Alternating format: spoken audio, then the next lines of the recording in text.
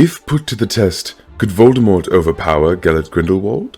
Who would have been the Alpha? The greatest of all time? This is a question most Potterheads have wondered at least once.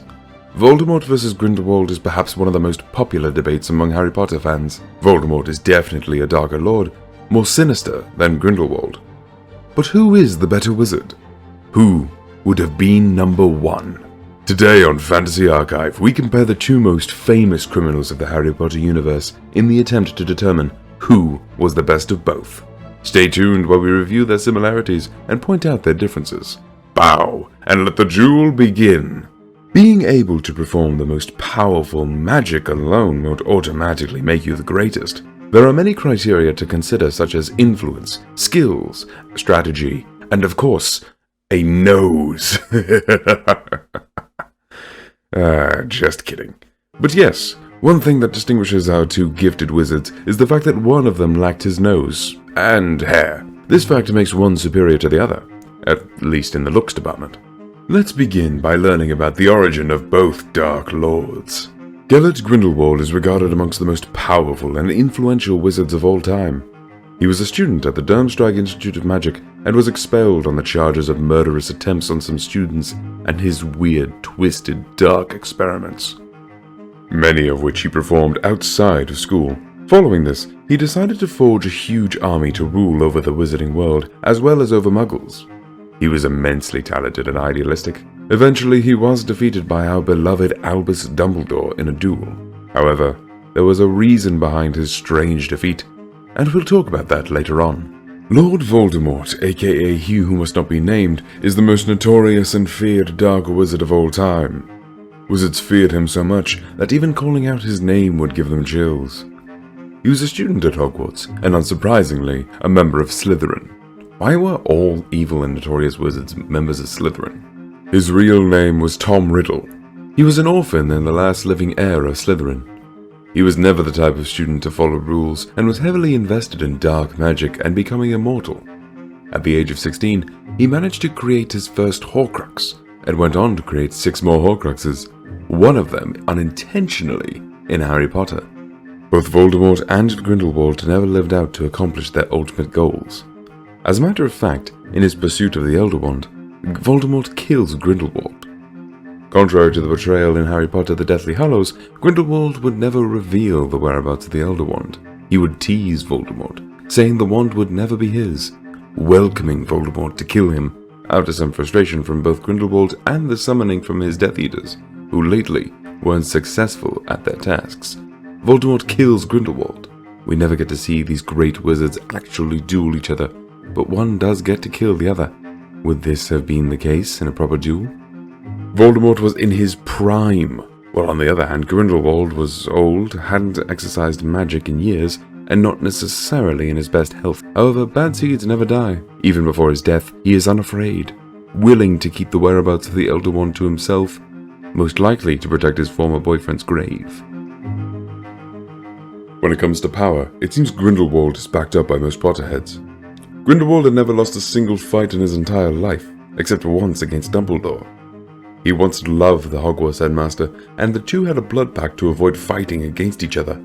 They were equally matched, but if not for his love for Dumbledore, who knows if he could have easily vanquished him. Both Grindelwald and Voldemort were well known for their mastery over the dark arts. Despite being immensely powerful, Voldemort's set of skills and abilities pales when compared to those of Grindelwald. When some of Voldemort's most recognizable feats were creating his Horcruxes, performing legilimency or mind-reading, flying without a broom, and mastering spells like Avada Kedavra and Fiendfire. One unique thing about Tom was the fact that he could speak Parseltongue, or talk to snakes. It seems, however, that Grindelwald had a more impressive repertoire.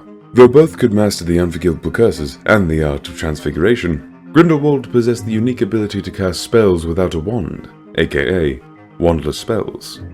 Only Dumbledore and a few other wizards have been seen to perform this feat. Grindelwald could also conjure strong flames, lightning bolts, tempest jinxes, cast healing spells, and control dark magical beasts. Well, Voldemort may have also been able to perform some of these feats. It is likely his expertise over them is not at the same level as that of Grindelwald. Let's not forget Grindelwald's famous Protego Diabolica.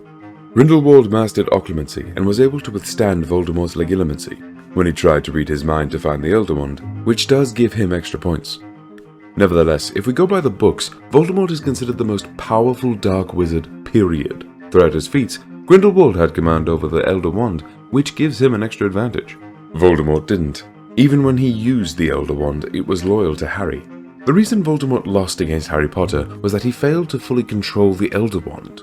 Grindelwald had the intention of building an army of Inferi, but wasn't able to because he never found the Resurrection Stone. Voldemort somehow got it done without it, with his army of Inferi in the lake that guarded the Slytherin locket. Without the Elder Wand, we believe both of them are pretty even, each with their own strengths. Grindelwald with his wide repertoire of spells and the Elder Wand may have had more to play with, but Voldemort had immortality, dark magic under his sleeve, and his knack for Avada Kedavra. Throughout a duel, Voldemort, even if defeated, would survive. Not necessarily the case for Grindelwald if Voldemort were to hit him. After getting expelled from the Durmstrang Institute of Magic, Grindelwald met Albus Dumbledore and forged a plan to uncover the Deathly Hallows and rule over the entire world. Well, Dumbledore left him after the death of his sister, but Grindelwald carried on his journey and gained control over the entire world. Besides being skilled and powerful, his immense following was the backbone behind his 20-year-long rule over the entire wizarding world. His followers were truly loyal to him and could never think of betraying him.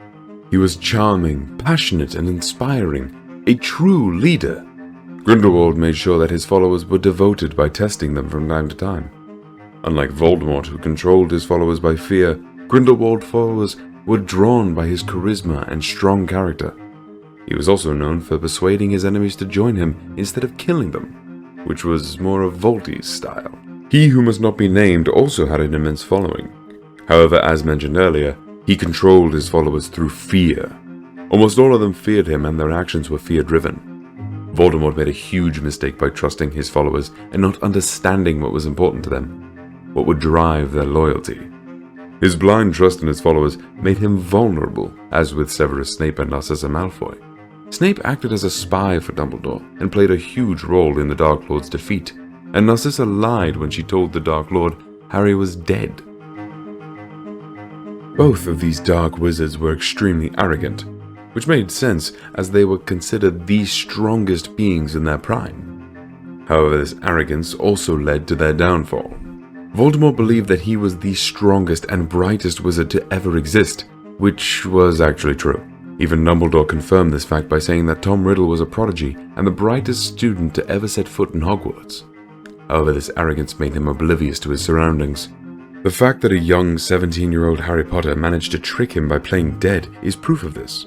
He obsessed over a prophecy instead of focusing on his own goals for immortality and power. He lacked strategy throughout his whole campaign of power. If he hadn't been so focused on killing Harry, being recognized, and putting on a show, he could have taken advantage of being more incognito. He could have very well succeeded in his endeavors the quieter way.